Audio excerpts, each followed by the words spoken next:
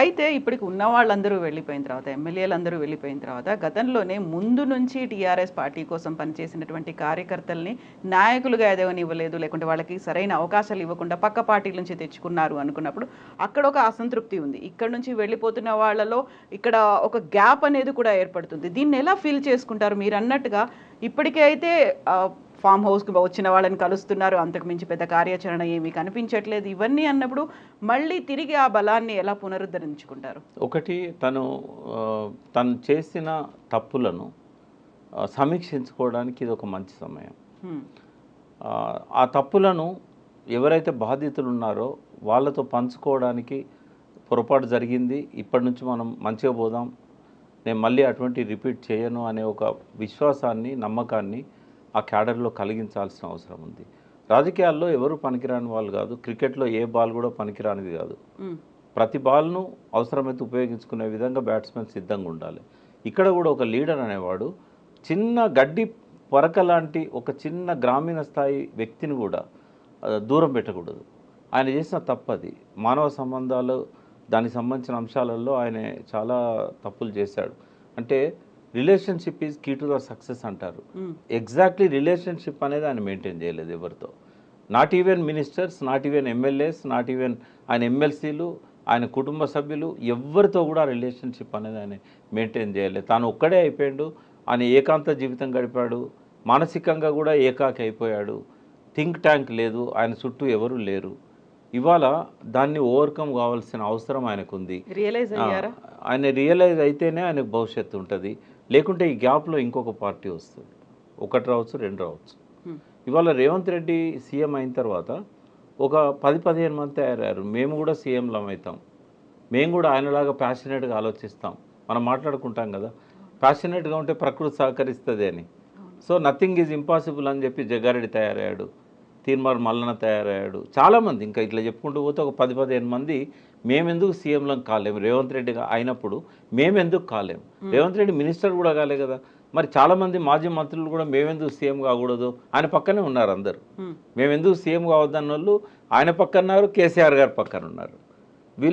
వీళ్ళలో జ్వలించే ఆలోచనలు ఒక రూపం తీసుకున్నట్టయితే నెక్స్ట్ ఎలక్షన్స్కి ఒకటి కూటమి ఏర్పడుతుంది, జనసేన, టీడీపీ, బీజేపీ కూటమి. నా గెస్ కరెక్ట్ అయితే ఆ కూటమికి నాయకుడు రేవంత్ రెడ్డి అవుతాడు. కాంగ్రెస్ ఎస్, ఆయనకి ఏంటంటే ముఖ్యమంత్రి కావడం మీద ఉన్న ఆసక్తి కాంగ్రెస్ను బలోపేతం చేయడం మీద ఎప్పుడూ ఉండదు.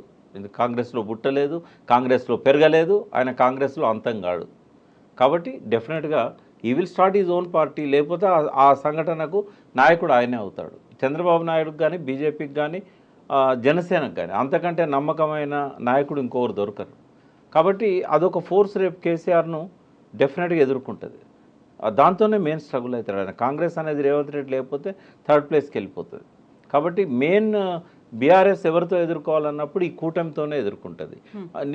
ఒక అన్నం ఉడికిందా లేదా అని ఒక చిన్న మెతుకుని పట్టుకొని టెస్ట్ చేసినట్టుగా నిన్న చంద్రబాబు నాయుడుకు ఇక్కడ ఏదైతే స్వాగతం పలికారో, ఇక్కడ క్రియేట్ చేసిన ఆ పసుపుదనం ఏదైతే ఉందో అదొక సూచనలాగా మనం అర్థం చేసుకోవచ్చు. రాబోయే రోజుల్లో మళ్ళీ చంద్రబాబు నాయుడు తెలంగాణలో చక్రం తిప్పుతాడు.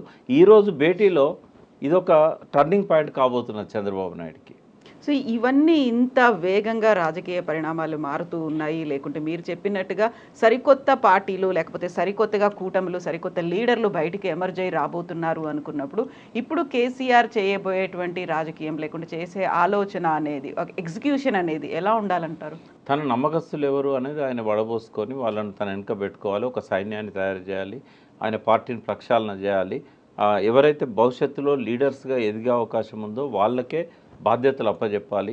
ఎంత పెద్ద మాజీ మంత్రి కావచ్చు, లేకుంటే తనతోని ఈ 10 ఏళ్లలో సహచరుడుగా ఉన్న వ్యక్తి కావచ్చు, అతను ఉపయోగపడు, ప్రజల లోపల అతని పట్ల తిరస్కార భావం ఉన్నదనుకున్నప్పుడు పక్కకు పెట్టాలి. రిలేషన్షిప్ మెయింటైన్ చేయాలి, కానీ లైమ్ లైట్లోకి తీసుకురాకూడదు.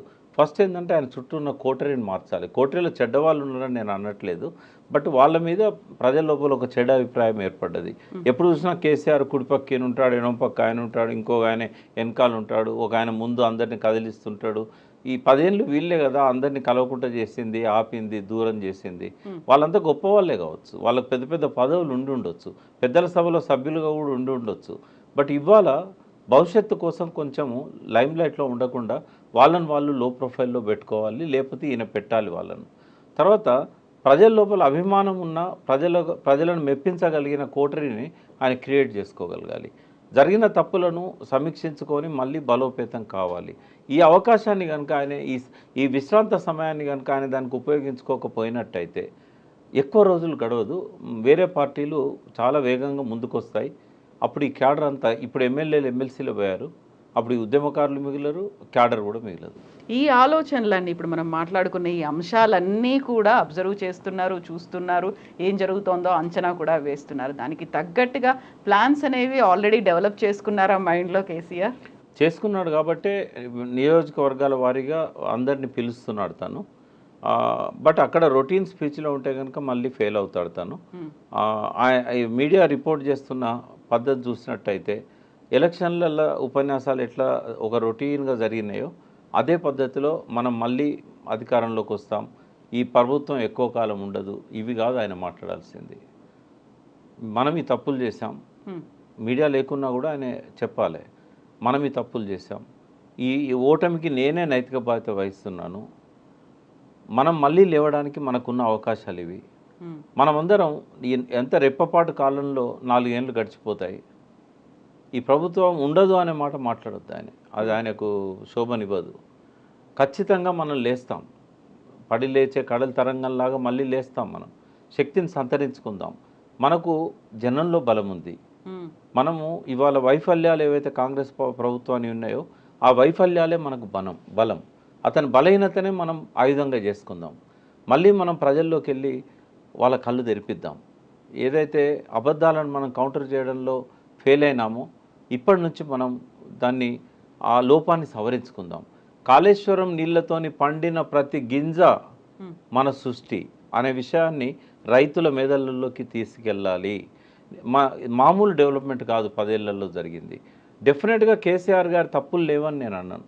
ఎవరైతే కామెంట్స్ పెడతారో మన వీడియోస్ చూసి వాళ్ళకు నా మనం ఏంటంటే, నేను చాలా బ్యాలెన్స్డ్గా మాట్లాడుతున్నా, కేసీఆర్ని పోవడం కాదు, కేసీఆర్లో ఉన్న లక్షణాలను నేను చెప్తున్నాను. మీకు ఇష్టం లేనంత మాత్రాన అయితే ఈ ప్రభావంలో నుంచి మనం బయటపడాలి. ఈ కామెంట్స్ ఏవైనా పెట్టవచ్చు వాళ్ళు, బట్ నేనేమంటున్నానంటే తన బలం ఏంది అనేది తను ముందు అర్థం చేసుకొని కనుక ఈ సమావేశాలను క్యాడర్ను బలోపేతం చేయడానికి, మంచి మెరికల్ లాంటి వాళ్ళను ఎన్నుకోవడానికి, తను గ్రాస్ప్ వాళ్ళని తనది పెట్టుకోవడానికి ఆయన కనుక ఉపయోగించుకున్నట్టయితే ఇది ప్రక్షాళనకు ఉపయోగపడతాయి ఇవన్నీ కూడా.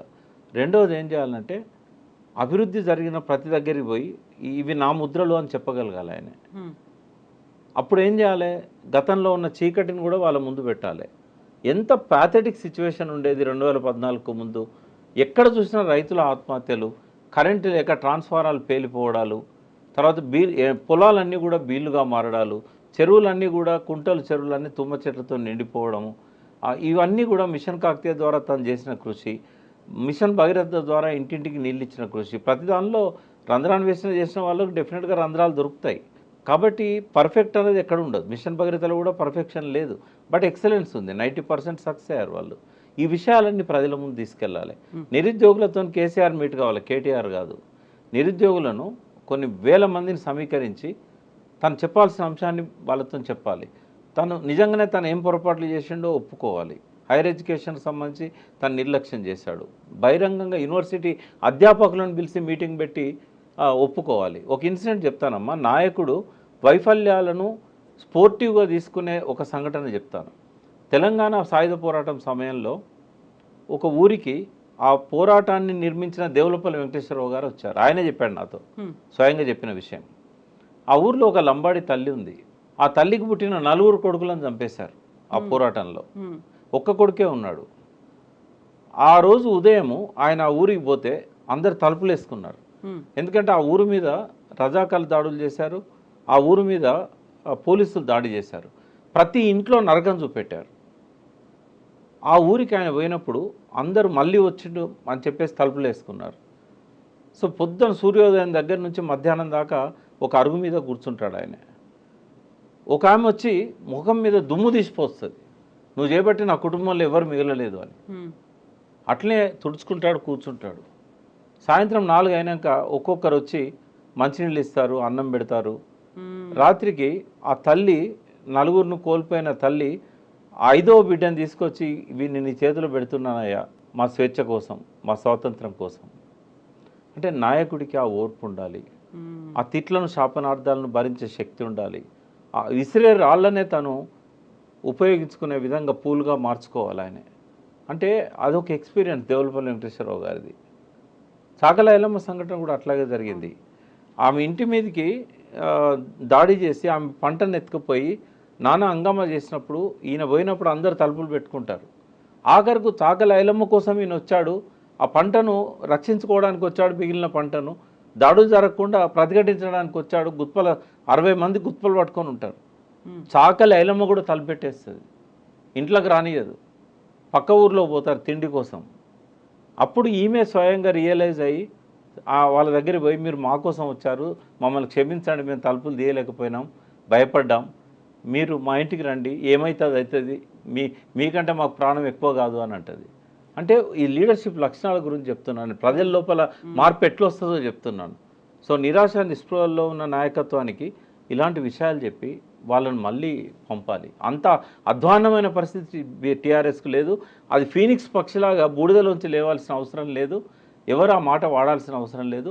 ఇప్పటికీ బలమైన పార్టీగా ఉంది. నాయకులతోని బలాన్ని అంచనా వేయద్దు. ప్రజల ఆలోచనలలో నుంచి ఉద్యమ కొనసాగింపు, వారసత్వ కొనసాగింపులో నుంచి, ఆ ఉద్యమ స్ఫూర్తిలో నుంచి కేసీఆర్ మళ్ళీ లేవాలి. ఎస్ ప్రకాష్ గారు, థ్యాంక్ యూ సో మచ్ అండి. Thank you.